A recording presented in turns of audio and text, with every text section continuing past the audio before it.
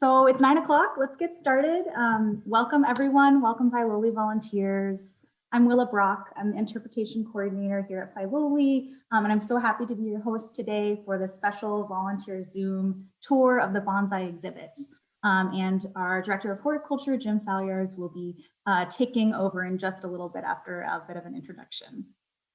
So as I said before, you are muted, which means you can't speak and we can't see you, but we do have our Q&A function open. We would love to take your questions. That's going to be in the bottom of your screen, and I'll be monitoring that while Jim takes us around the exhibit, and I will let him know when questions come in. I'm going to be giving a brief introduction to the history of bonsai in America and our collection really quick, and then I will hand it over to Jim to take you around the exhibit. So I'm going to go ahead and share my screen now to show you some photos. Let's see here. And there we go. You should be seeing my lovely photo of our bonsai exhibit here. So our exhibit is open now. It runs through February 28th. It's the first time our extensive collection is on display. You'll be able to see more than 50 bonsai on the dining room terrace and in the garden house. Bonsai plants, you probably know, are artful miniature replicas of full-grown trees in nature. And to shape them, horticulturists prune the roots and train the branches using a wire that wraps around the branches. So this art of creating miniature landscapes, which was called Pengjing, originated in China actually more than 1,000 years ago. And then the Japanese further developed and popularized the art form using the term bonsai, which translates to tray planted. And on your screen right now is one of the earliest Japanese depictions of dwarfed potted trees, which is in this illustrated scroll that was created in 1309. And you can see right by that stream coming down the middle, that table that has those little miniature landscapes in that scroll right there. So in the late 1800s and early 1900s, the art of bonsai was introduced to the United States and Europe through exhibits at international expositions. As Japan became opening up to the world and displaying their arts and culture more publicly. And this created an intense interest in Japan-style art and decoration for both landscape design and interior decoration. So the Bournes, who were supporters of the 1915 Panama Pacific Exposition in San Francisco, might have actually seen the impressive century-old bonsai that were exhibited there at the Japan Pavilion, which is what you're seeing in this postcard right here. These large-sized traditional bonsai called hachinoki became popular as ornaments in American country estate gardens like Filoli. So America's oldest bonsai collection is actually the Lars Anderson Bonsai Collection at the Arnold Arboretum on the East Coast. And that was imported from the Yokohama Nursery Company in 1913. So unlike modern bonsai style today, these specimens were typically much larger, and they were made from Camisiporous, I want to pronounce that wrong, sorry, Camisiporous obtusa chabohiba, which is a compact version of the Hinoki false cypress at the back of the Filoli house that I'm sure you're familiar with. So they were potted in these large, deep glazed ceramic jardiniers. And so here's a Roth era photo of the bonsai along that balustrade on the dining room terrace, which is where they are today for our exhibit as well. Filoli's original bonsai were really similar in size to the ones in the Lars Anderson Bonsai Collection, although they did consist of varieties of juniper and hybrid yew rather than that false compact Hinoki cypress. And these larger bonsai were really the right scale to be decorating the spacious terraces and balustrades that were found in these European style country estates like Filoli. And you can still see those historic juniper bonsai in glazed ceramic pots and rustic clay pots at Filoli. So our collection today consists of those large historic Bourne and Roth plants, as well as smaller plants donated after the Roth era. When the Roths purchased Filoli, those plants continued to be carefully maintained by Lurleen Roth's Japanese gardener, Mr. Okazaki. And the smaller plants, which Jim is going to talk about a little bit more when he is taking you through the tour, they came from a number of local donors and include a 400-year-old black pine bonsai that is on display in our exhibit now, and a 100-year-old wisteria.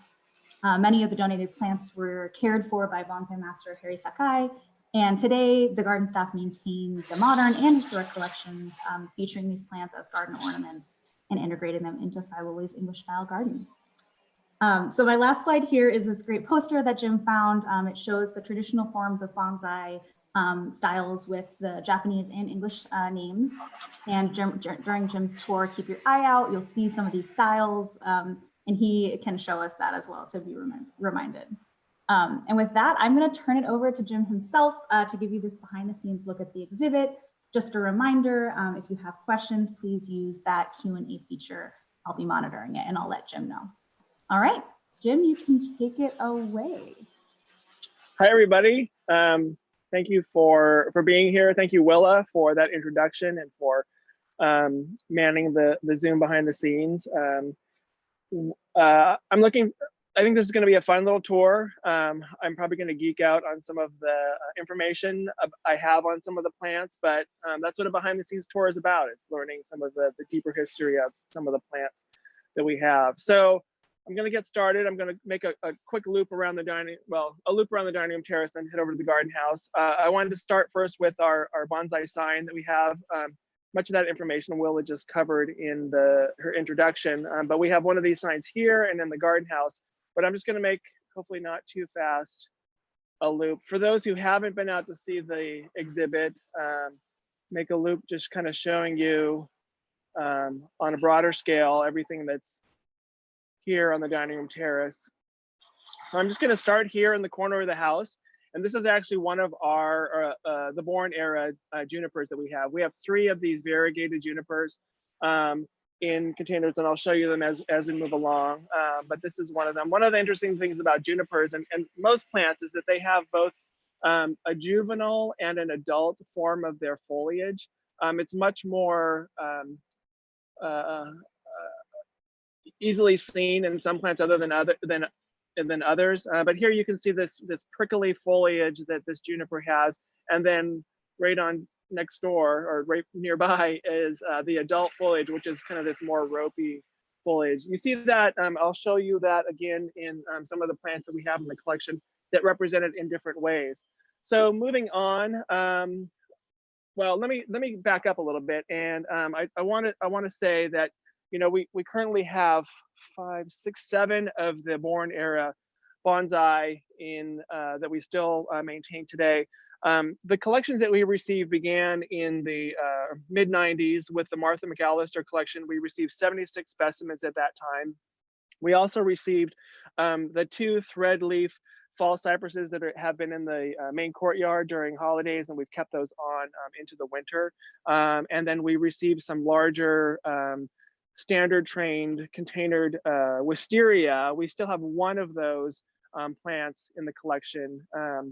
And then in 96, from the Gloria Francis Brown family, we received 13 specimens.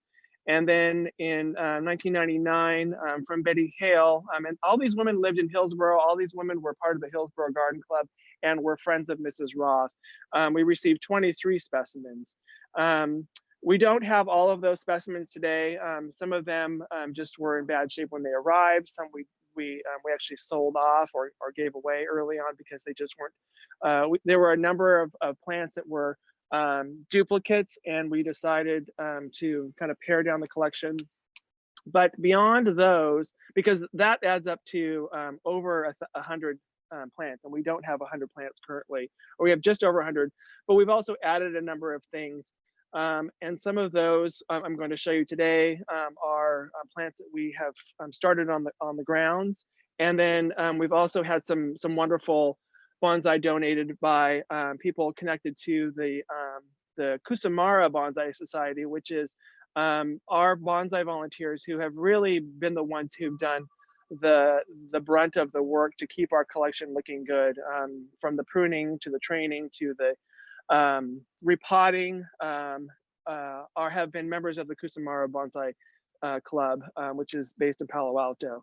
And so we've received plants that include an ivy, a California juniper, and a redwood through that club to add to our collection. Okay, moving along, I'll try to give you the origin on the different plants, just so you know, and talk a little bit about them. So the first one here, this is actually one that we started here at Filoli. This is Wisteria Kofuji. Kofuji is a bonsai that, or is a wisteria that actually doesn't bloom very often, but it's kind of a miniaturized version of your common wisteria. But it's a beautiful plant. Occasionally we'll get a couple blooms on it. We have other wisteria that bloom much more abundantly each year. So the Kofuji is kind of a plant that is a natural bonsai, even if you don't treat it this way, putting it in a low pan like this one is growing. Here we have a fir. This is the Picea glauca conica. This is one that came in from the collections that we received in the 90s. A Chinese juniper here. We have a number of Chinese junipers and varieties of Chinese juniper in the collection. You know, they really are a plant that beautifully represents a miniature version of a full-grown tree. You know, this juniper probably wouldn't necessarily have this form in nature, but this variety lends itself to having the ability to train many branches and, you know, give that beautiful tree form. And you can even see, I don't know what this technique is called or what this part of the style of bonsai is, but there are even branches that are when they die or they're intentionally cut and then stripped of their bark just to have that kind of weathered, give the bonsai a weathered and aged sort of look. Moving on, this is a Japanese maple. We have a number of Japanese maples in the collection. Some of them, I remember taking quite a bit of work to bring them into a good form. Some of them, you know, we kind of neglected over the years and didn't pay as much attention to. And so now a lot of them really have a beautiful form. I know one of the things that I've observed with the Bonsai Volunteers is they'll cut back the leaves on the Japanese maples in the spring to reduce the amount of growth. You know, one of the keys to bonsai is allowing it to grow, attempting to keep it growing as slowly as possible so that it has that beautiful aged character. And one of the ways you do that is by reducing the foliage on the plant. And I know I've seen them working on the Japanese maples where they're actually cutting off individual leaves. So where this little cluster may have 20 leaves, once it leaves out in the spring, they'll cut it back to maybe one at each node. So 3 or 4 or 5 leaves, so that it's photosynthesizing and it's putting energy back into the plant, but not so abundantly that then it responds by sending out a shoot up the top because it has all this pent up energy that it wants to put somewhere. So that's a technique with bonsai to you know, slow the growth and help maintain the form that you're trying to develop. Here is another one of the variegated junipers. And this is one that we keep in one of the Yixing pottery containers. You know, we have this collection of these beautiful Chinese containers that come from the Yixing kilns, which I can't remember where in China those are, but these containers date back to the Bourne era. So this is one that we still keep in one of those containers. Another Japanese maple. It has a beautiful little knot in it opening like you'd see on a tree growing in the forest. Here is another plant, another bonsai that we started on the property. And these seedlings were coming up under one of the, this is a beech, this is the copper beech. And they were coming up under one of the trees that grows along the service road between the greenhouses and the garden, the clock tower shop. And you know, I saw all of these coming up, and so I dug them up and we grew them in little tree tubes for a year or two, and then moved them up into gallon containers. And that was when we were really starting to develop this relationship with the Bonsai Volunteers. And we had the conversation about turning these into a little forest. So probably, let's see, more than 5 years ago, maybe close to 8 years ago, they dug them up. They took them out of the individual pots they were in, and first started them in 2 different containers. I think they may have even been bigger plastic pots, and then kind of started growing them together, and then eventually united the 2 groups together into this one pan. And they may have even been in another low container at some point. but this is one of, it's fun that I was there at the beginning of these plants and dug them up under the tree that they seeded from. This tree also shows again that juvenility that I showed in the juniper. This is something you see in many members of the oak and beech family, where they hold their old leaves. All of you have seen the copper beech hedge that we have and how it holds all of its leaves during the winter, and then they all will come off in the spring. And that is juvenility. One of the juvenility is a phenomenon that happens kind of in the lower regions of a plant. So the juvenile form of beeches and oaks will hold their leaves, whereas the older reproductive parts of the tree will drop their leaves in autumn. Juvenility also represents the tissue on a plant that is more likely to result in a cutting that will root. So if you take a cutting from lower down in a plant, often that will root more readily than something that's up in the adult part of the plant. So just another little bit about juvenility in plants. It's kind of an interesting phenomenon. Hey, Jim, Jim, yeah. I have a question. Yeah. We've got Jenny is wondering if the bonsais will be on view after the exhibit, because she would love to watch them get their leaves. Can you talk a little bit about which ones will be staying out? Yeah, we haven't decided. We'll probably do kind of a mix of things. We always have bonsai here along this balustrade that runs along the east side of the terrace. So it's usually around 10 plants that we have out at a time, and that will include some of the deciduous plants, so you'll get to see those when you come out later in the year. We're talking about maybe doing a weekend where we bring more of the collection out so you can see more of the collection. And once we kind of figure that out, we'll announce when that'll be happening.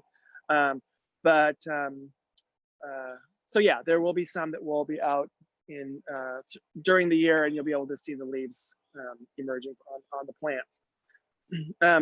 This is ginkgo. This actually, I'm going to refer to my sheet here. So this is actually a raft type of bonsai, where this was one plant that was cut back low so that multiple stems would emerge out of the base to form this little forest. So all of these plants are the same. They're the same genetically. They all originated from one plant, as opposed to the beech tree that I showed you, where I told you they were individual seedlings. And that is called a forest type of a bonsai. I think I have that right. Yeah. So then moving along, this is a pomegranate, and this is a pomegranate called Madame Legrelii, which if I turn 180 degrees, over there on the edge of this upper terrace is a pomegranate kind of framed in one of the solid sections of the balustrade, and that is also Madame Legrelii. So this bonsai is a cutting from that plant that has been trained into a bonsai. So it had, Madame Legrelii is known for having a double peachy pink flower in spring. Another one of our beautiful Japanese maples. This one is taller, and this one is fun because it has the roots. Let me see if I can get in there. Oops. You can see that there's kind of an opening in the roots, like you'd see it in an old gnarly tree out in the forest. And one more of our historic junipers. And then I'm gonna turn and head over to one of the racks of plants that we have. So this is a Japanese maple forest that we have, and this is one that came in from the donations in the 90s. And this one, we're not sure if it all originates from one plant or these were individual plants. So we don't know if it's a raft or a forest type. Here we have two Japanese black pines, a very common species trained into Japanese maples. Japanese black pines in the forest can be, maybe 80-foot trees or more, but they can also, you'll also see them in Japanese gardens and in other gardens where they are kept low. They're a plant that will grow tall with a nice wide trunk in the forest, but can also be easily manipulated into a much lower tree or into a bonsai. And here we have one that's growing on a rock, and this is called Seki Joju, is the Japanese term, root over rock. So kind of one of the fun treatments that are done on bonsai. And then moving on, this is an olive, and actually this is another one that came in through our bonsai volunteers. This is the European olive. One of the goals in us developing the collection beyond the trees that came in through those donations was that we wanted to have plants that also that represented plants that we have in the bigger garden collection. So having an olive, which we have many of around the garden, was a goal. A little later, I'm going to get to some of the natives that we have, and I'll tell you the story about those. But we have, you know, pretty much, I mean, we have different forms of juniper, but we have pomegranates and wisteria, and a lot of what we have, ginkgos, a lot of what we have in the collection is also represented in its, you know, its bigger form in the garden. So this beautiful olive here. This one I don't know the story about. This is a willow, and I don't know which willow it is, if it's one of the more common landscape type or if it's a native one. But a few years ago, we had a woman in our apprentice program who was interested in bonsai, and I remember her working to train this bonsai with the wire that's used. But like I said, I think that this is one that was a plant that somehow wound up in the nursery, and the bonsai folks started to train into a bonsai. Another Japanese black pine. This is, yeah. We've got another question on the topic of bonsai, of plants that are, or trees that are also in our garden. Wondering, what about apple trees? Can they be made into a bonsai? Do we have any in our collection? We don't currently have any fruit trees. If any of you have been paying attention to some of the information we've been sharing about the bonsai show, and also the plants that we had on sale, we were able to get plants from a local bonsai enthusiast, and they had some quince and some figs that were in their collection, but we have not done apples. You know, they also had a crab apple, and I think crab apple would lend itself to being bonsai. What distinguishes plants that are successfully bonsaied from ones that aren't is the ability through the bonsai process to miniaturize the parts of the plant, or plants that naturally have shorter growth spurts, so that you can create that same sense of scale in a miniature form that a natural tree would have.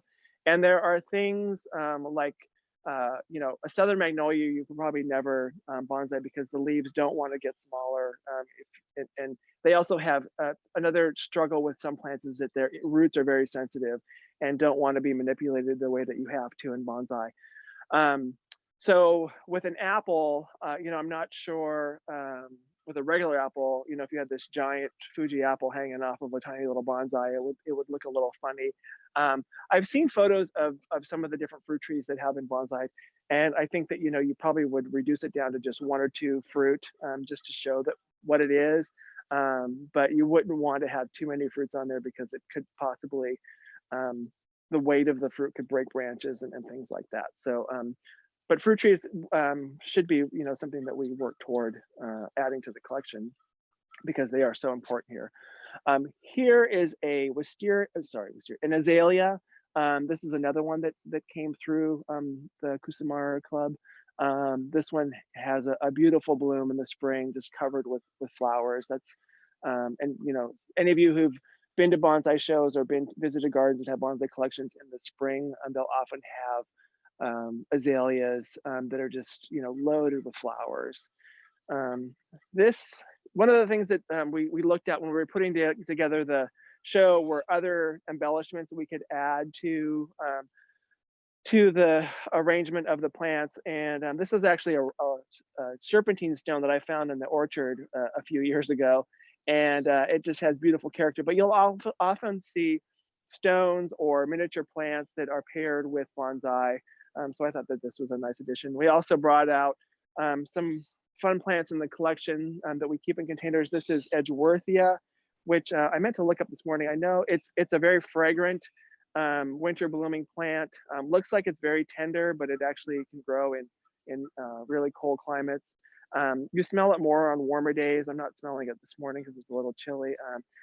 I think that this is related to Daphne, but I can't remember. Hey, Jim. And then we have, well, yeah. While you're there by the willow, Rita just wrote in that she might know the story. She said it was a tree that started growing as a weed in a pot at Filoli that had another bonsai in it. And then Kelly told the volunteer group what it was, and they removed it and planted it in the pot that it's currently in. So it was a willow that was native to the Filoli area. Okay, yeah, well, that's good to know. So it's one of our native willows, which is fun. And Rita heads up that bonsai group, so she would know the story. So that's great. Thank you, Rita. We also have some of the early spring pots out. We have some of the hyacinth out. This is a Fats hedra that we've had in the collection for a number of years.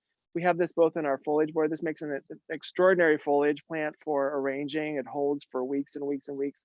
But we've kept some plants in containers because they're fun to add to some of the displays we do in the garden house and in the portico and places like that. I also brought out some of our more interesting bonsai-esque camellias. This is actually the tea camellia that I have out. It was blooming when it first came out, but this is Camellia Sinensis, the tea camellia. Moving over to the marble table. This is, I think one of the more unusual bonsai we have. This is an ivy. This is Algerian ivy, and this is the variety Gloria de Marengo, which we also have across the garden. If you can see over by the gate into the wall garden, we have 4, they're actually tree fern lined planters that are historic to Filoli. Our understanding is that they're born era. And they are planted with that same ivy, Gloria de Marengo. But this was a gift from Janet Redfrim, who is one of our bonsai volunteers. She had to retire from the bonsai volunteering a few years back, but I believe she's on the Zoom with us today. So thank you again, Janet, for this beautiful bonsai. One of the things I'll say about this variety is when we work on the plants in the landscape, one of the ways you can tell which of the branches are the variegated and which have reverted back to the green is if you look in the plant, the variegated has this kind of crocodile looking, I call it crocodile, lizardy looking bark to it, this pithy bark, whereas the non-variegated is a smooth bark. Ideally, this would have, it's fun to keep it because it shows the 2 different types, but we could very easily, it's actually right here at the bottom, this one branch comes up that is the green, and then this whole beautiful larger plant is the variegated. Okay, another one of the camellias, this variety is called Tiny Gem, one of the plants that we keep in containers for using for display. This is, well, speaking of fruit, this is a Yuzu citrus. Yuzu is a citrus native to Asia. It's kind of one of the hot culinary citrus used in fancy restaurants. You'll see Yuzu sorbet or Yuzu marinated pork or all kinds of things. If you ever get a chance to see you can purchase Yuzu fruit in kind of specialty produce markets and things like that. They're just loaded with seeds, but their juice is very acidic, obviously, but also has kind of a pininess to it. Cooks really love working with those different flavors with their citrus. But this was a plant that we had as part of our larger citrus collection that we kept in large pots. And we got to a point where we had too many of them, and we were looking at kind of thinning the collection because it was just too much to keep. And this was one of them. And again, a conversation that we had with the bonsai volunteers, and they asked if they could take it and turn it into something more on a bonsai scale. So they prune it and keep it. Just as the show is opening, the fruit were all perfect, but they're actually now starting to fade. But we, like with the rest of our citrus collection, we like to keep the fruit on the trees so that people can enjoy it. So that the fruit is more for decoration than for harvesting. This is been a fun one, one that we've had with fruit during the show. Moving along, this rack here has a juniper that we haven't seen yet. This is the Japanese garden juniper, or the shore juniper, Juniperous Procumbens. So we have two of those here. One of them growing over a rock, and then one that has a trunk. This juniper, for whatever reason, maintains that juvenile type of foliage. I don't think that it gets that ropey growth that we saw on the first juniper that we looked at. So this is more of a prickly juniper. And then this is our one Camisiporous that we have. This was part of the collections that we received in the 90s. This is Camisiporous Pacifera. And the common name for this is the Saura false cypress. A beautiful tree, a beautiful form. So related to the Hinoki false cypress that we have, but it's a different species. And then another juniper. This is a form of the Chinese juniper. This is Juniperous Chinensis var sargentii shimpaku, and this is a form of juniper that lends itself well to being bonsai'd. And then now we get to our collection of some of the California native plants that we have in the bonsai form. So actually the first one that we added to the collection was this Redwood. And this came through Jim Thompson, who after Mr. Sakai, or as Mr. Sakai was finishing up his time here volunteering before he could no longer volunteer physically, Jim Thompson was working with him, and then Jim Thompson kind of bridged the time between Mr. Sakai and then the Kusumara group coming on, working at Filoli. And this, if I remember right, was one of Jim's that we received from him. So a beautiful redwood, obviously an important plant in the landscape, more in the natural landscape around here. But people are always blown away by this beautiful redwood, just because it maintains that form that you would see in nature. And then one of the reasons we wanted to add more California friend's garden adjacent to the cafe, which is a California native landscape, and there's that beautiful stone wall that lines the friend's garden, and it's a perfect place to put some bonsai, and we wanted natives out there. So this is a California juniper that we acquired through the Kusumara Bonsai Club a few years ago, and this had been living out in the friend's garden. So you may see some of these natives out there ultimately from time to time.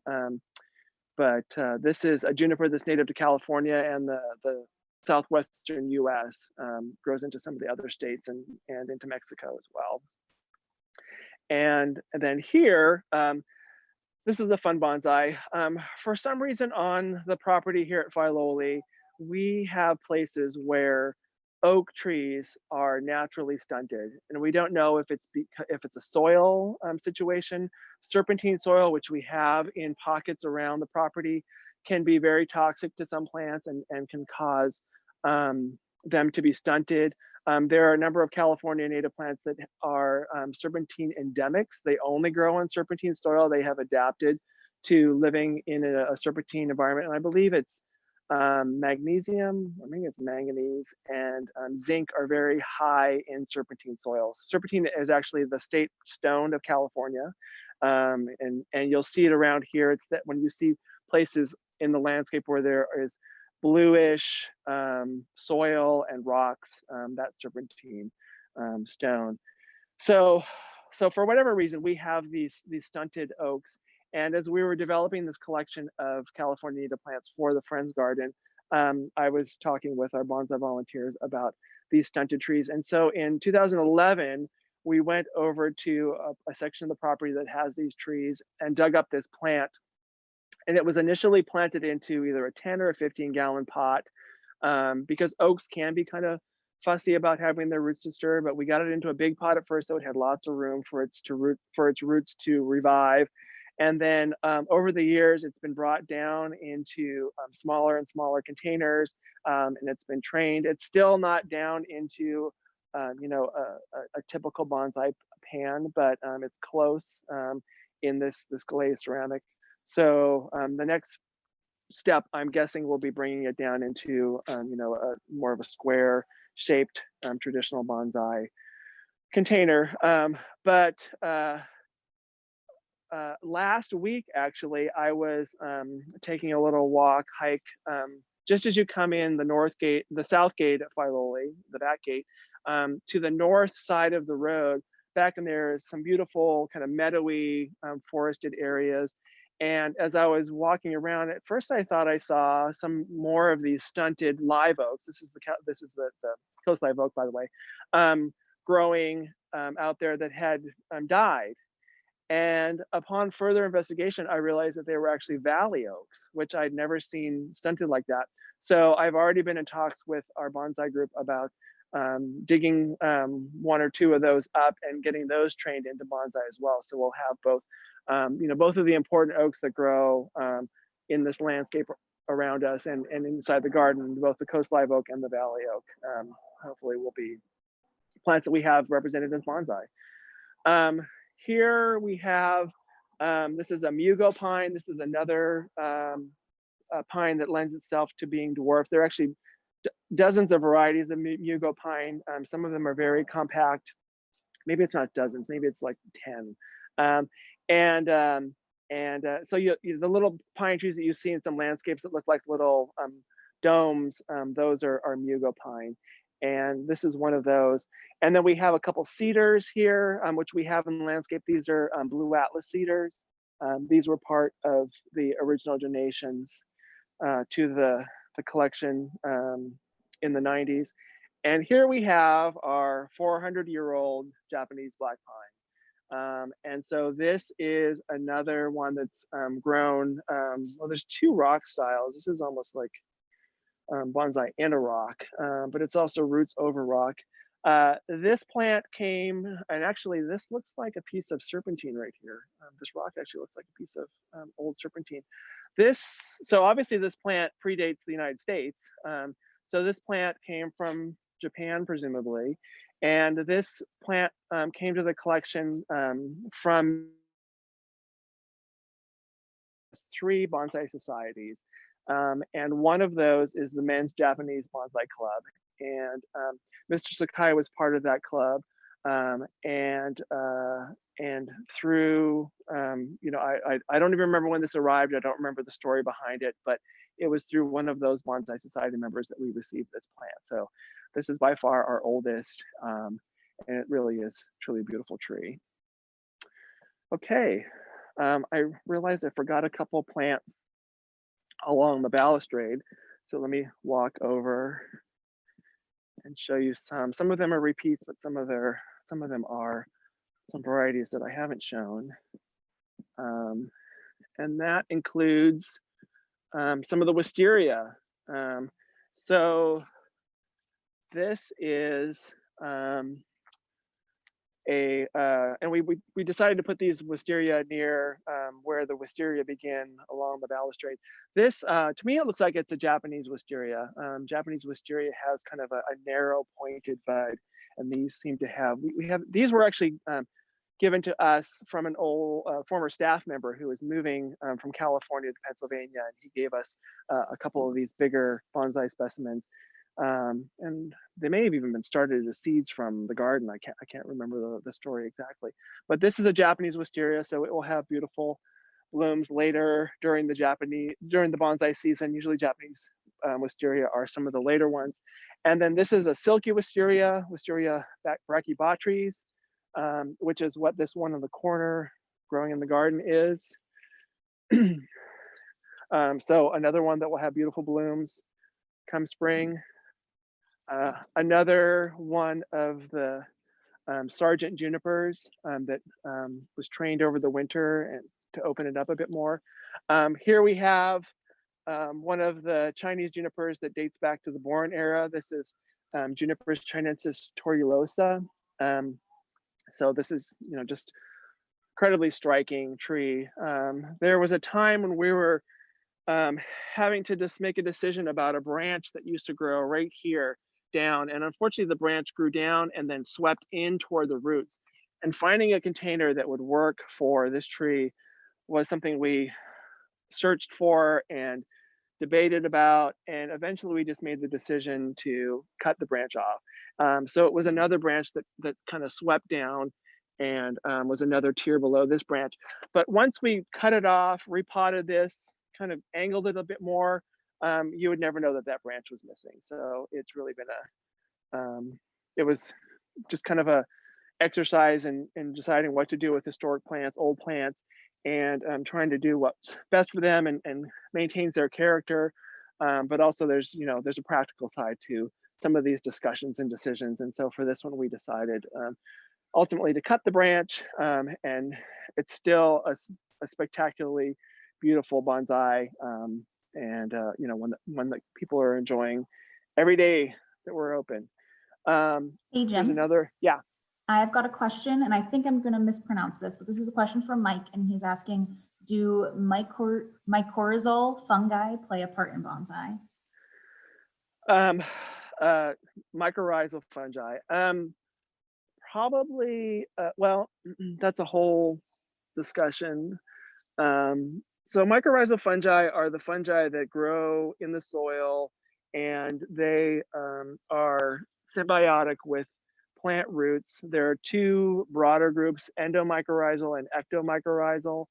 And I actually did work on mycorrhizae for my master's work, and I can't even remember which are which. One grows on conifers, and one grows on angiosperms. And I think it's the endo that grow on conifers.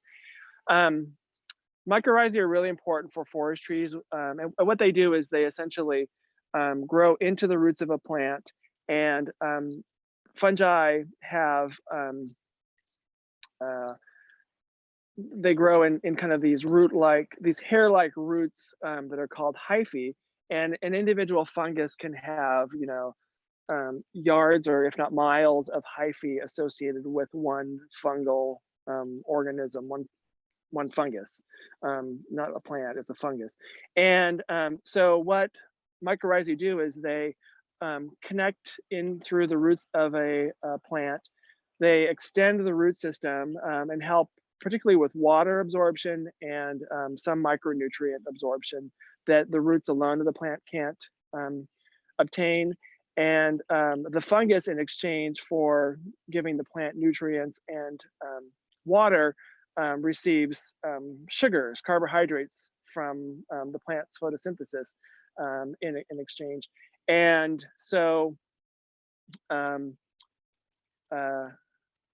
to answer your question, plants in horticulture and gardens that are regularly fertilized and have water may have only a minimal relationship with mycorrhizal fungi, or none at all, because they don't need that benefit. They don't need that relationship in order to survive. So I wouldn't be surprised if some of these did, and but not to the degree that the oaks and the redwoods and the Doug firs out in the native landscape rely on mycorrhizal fungi to survive. All right, long-winded answer, but hopefully that's all I know. I don't know. I've not looked more into the relationship between bonsai and mycorrhizae, but there's probably information out there. Here we have our one and only elm tree. This came in through the donations that came in the 90s, and it's a forest. I think we've lost some of the trunks over the years, but it's a beautiful tree. Once it leaves out, it's just kind of a cloud of foliage at the top of the tree, but really a one that people are attracted to. It's because I think of the scale. It's a little bit bigger. and then it's different from the Japanese maples with the fine little leaves. There's another one of the Shimpaku junipers there. And then the last one on the dining room terrace, this is Cupressus Cashmerena. This is the Bhutan cypress. And this is another tree that started at Filoli. And the story behind this tree is that probably around 2000, sometime between 2005 and 2010, Lucy Tomac, who was the director of horticulture before me, she had helped the family that started Sterling Vineyards in Napa design their landscape. And Sterling is known for its beautiful landscape, which includes these weeping cypress trees. And Lucy had taken a group from Filoli to Sterling some point during 2005, 2010. And one day, at the time I was greenhouse manager, one day we got a phone call that a truck was waiting outside the gate with a plant for us. We had no idea that what it was, where it was from. And lo and behold, the man who owned Sterling Vineyard, he had purchased a 36-inch boxed Bhutan cypress for Filoli. And so we got it in, we kept it in the nursery for, I think probably at least a year. We had to find the right place for it. And we ended up planting it just to the west of the high place. And it grew well for a few years. And one year it was just loaded with cones. And so I thought it would be fun to collect up some of the cones and dry them out. And they produced tons of seed. And so I went through the process of chilling the seed and then germinating the seed. And we got a number of plants to sprout, and we grew those and sold some of them in the garden shop. And we actually have people, former volunteers, Suzanne Legale has a tree that, well, former and current volunteers, who in her garden that was one of those plants. And there was one, and I can't remember if this came back because it hadn't sold or the Bonsai Volunteer saw it and asked to see if they could train it into a bonsai. And so over the intervening years, they have worked to turn this into a beautiful weeping cypress. It's, you know, this plant is particularly beautiful because of its blue-gray foliage. A full-size tree will just have these curtains of beautiful branches that hang down. So this is kind of a nice representation of that weeping form, but also highlights the beautiful branching habit of the tree as well. And they did a lot of work to develop this tree. The Bonsai Volunteers did. So it's really a striking specimen. Okay, now I'm going to walk toward the garden house to finish our tour. We have a little bit more than 10 minutes left. Here you see the sunken garden. Things are starting to bloom down in there. The baby blue eyes are starting to bloom. And some of the other annuals are putting on good growth. No sign of the tulips yet. This display is truly, last year was a blue and white annual display with yellow tulips. This year, the whole display is blue and white, from the annuals to the bulbs. So we have 2 different white tulips that will be in the display this year, and then all of the other containers coming in for the spring display are blue and white also. But here you see the Gloria de Marengo ivy containers we have here. So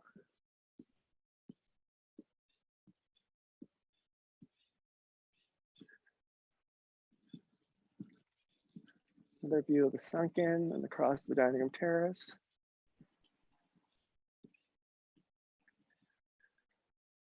Okay, walking into the garden house, and let's talk about some of the plants in here. So here we have another, I think this is a Mugo Pine, but it might be a Japanese black pine. I'm actually not 100% sure on this one. Sorry. It looks like Mugo, but no, it's Japanese black pine, Pinus thunbergii. And this is a roots over rock style. Some bonsai designs incorporate rocks to create a miniature mountain landscape. This style requires long, tough roots and patience, as it can take years to train the plants to drape over the rock. So beautiful little tree. And then another of the Blue Atlas cedars that we have. Here's another Japanese maple. And then something fun that we have that is another California native. This is the buckeye. So this is the California buckeye. We have a plant here, and on the opposite end of this bench, we have another one. And I know that one of them came from a former volunteer who was growing it in a container, and it had kind of started to naturally bonsai itself because its roots were all jammed into the container, but I don't know where the second one came from. This one, to me, it looks like it's kind of borderline how successful it is in terms of its leaves miniaturizing through the bonsai process. And it's probably also one that should be pinched back so it doesn't develop all of its leaves and grow too fast. You can see, you know, the volunteer program is on hiatus right now, and some of that regular tending didn't happen to the collection last year. And so we have some kind of larger branches that have grown out of this plant. So it probably is one that just needs a little bit more attention to get it back into the right proportions for bonsaiing. This is another pomegranate. This is just a straight pomegranate. This one probably is propagated from the pomegranates that grow in the short window. You can see them over there in the distance. And then this is the Trident Maple, Acer berbergianum, another plant that is a popular bonsaiing plant, and it has more of a three-pointed leaf as opposed to more of a palmate hand-shaped leaf. And this is a plant that came in through the donations of the 90s. And then moving over here, we have some more wisteria. These look like Japanese wisteria. And some of these may have been part of the donated ones from the 90s. I think the ones that I showed you previously came from our former staff person, but these are ones that we've had for a number of years. And then here we have, this is a popular landscape plant. We sell them in the garden shop. We have a larger plant that we grow as a display plant. But this plant naturally has this twisted growth habit, which it makes for beautiful foliage for flower arranging, and then, you know, gives beautiful character when it's grown in containers or as bonsai here. And you can see the little catkins, the little male flowers are starting to expand, and they'll hang down and pollinate the little female flowers, which are at these little nodes here. And then we have one more wisteria. Oh, sorry, wisteria.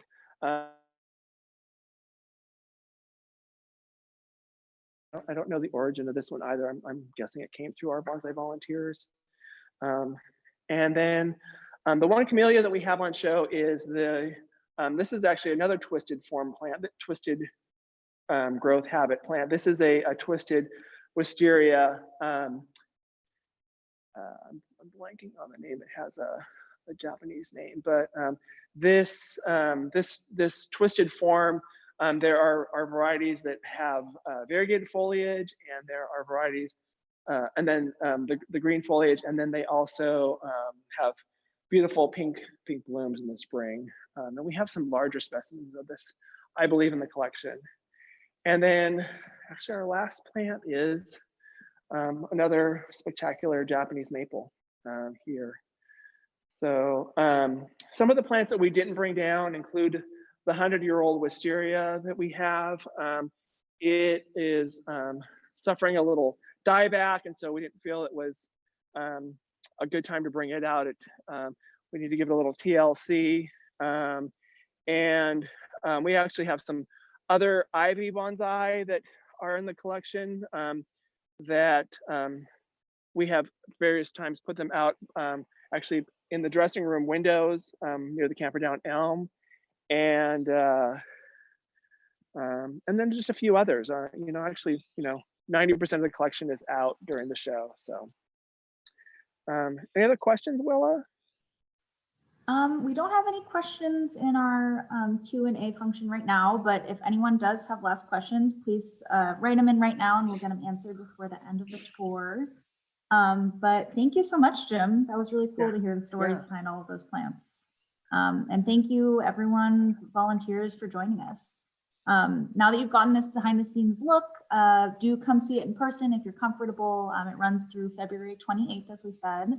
And if you don't feel comfortable coming in person, this Zoom tour is just one of the virtual offerings, virtual ways to enjoy Filoli. We do have beautiful photos on Facebook, Instagram, YouTube. We've got videos, so please join us in whatever way you feel comfortable. We've got a couple thank yous in the question and answers, so everyone's really appreciative, Jim. Thanks for that again. My pleasure. Thank you, everyone. I guess I could wrap up by just kind of telling you the progress of the spring display. So most of the first round containers have come out. The paper whites, the hyacinths have come out. Some of the earlier daffodils. The daffodil meadow is starting to color up and look really nice.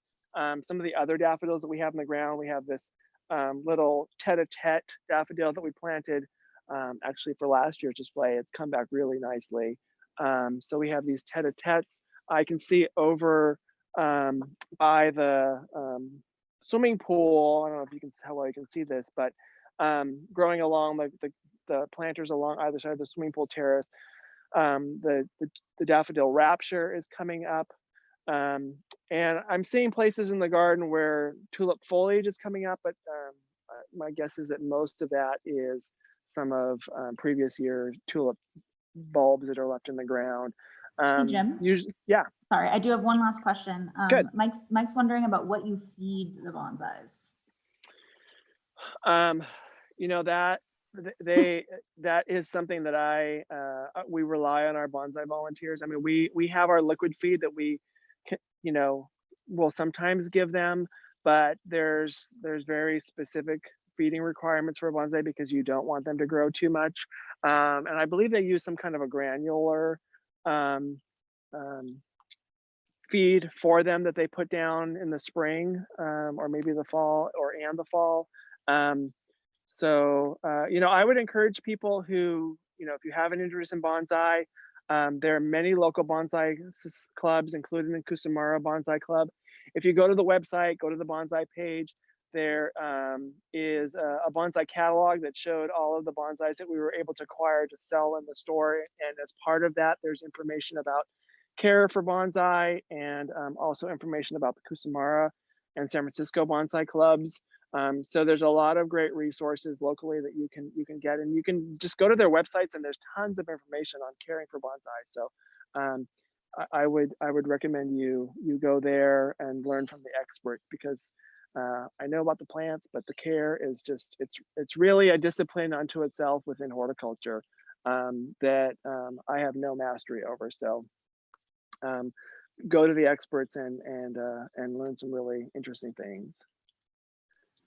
Great. We do have another question about whether the recording is going to be available. We are recording this session, and I can double check on my end whether we're going to be able to share that out with any other volunteers who weren't able to attend. My guess would be yes. So look out for that, because I'm sure there's people who want to know about the bonsai tour as well. Yeah, and we are, sometimes with some of the exhibits that we do, we kind of slowly close them down, but our plan is to have a hard stop after this show and to really look at maybe doing a pop-up sort of a weekend where we put more of them on exhibit so you can see them in full foliage sometime in the summer, and then next year do another show. We had planned to do an orchid show again, and then we decided to pair the bonsai with the orchids just because of what was happening with COVID. And we're really happy that we were able to, come up with a display with our own collection and to really showcase that. Hopefully next year we can also do orchids again. And we may even be able to bring in some of the other local bonsai societies to share their plants. But it's wonderful that we've been able to showcase our collection and have people see the majority of it at one time. And we look forward to doing more with bonsai and celebrating bonsai in the future. Wonderful. And we are almost at 10 o'clock. So, oh, good. Show us your face, Jim. One more time. Yeah, thanks, Jim. And thanks everyone for joining us. All right. Look out for Bye, more all. virtual offerings. Yeah. Bye, everyone. Bye.